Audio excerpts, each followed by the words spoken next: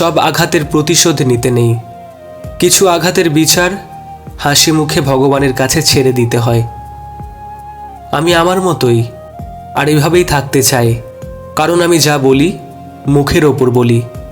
আমি মুখোশ পরি না, আর মুখোশধারীদের পছন্দও করি না।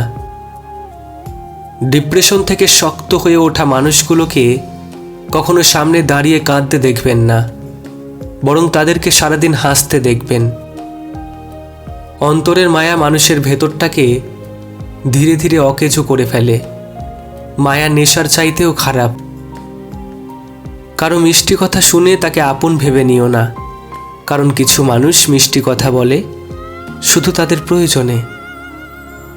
সম্পত্তির জন্য কখনো ভাই বোনদের সাথে সম্পর্ক নষ্ট করো না, কারণ ভাই বোনদের সম্পর্কের চেয়ে সম্পত্তি কখনো বড় হতে পারে না।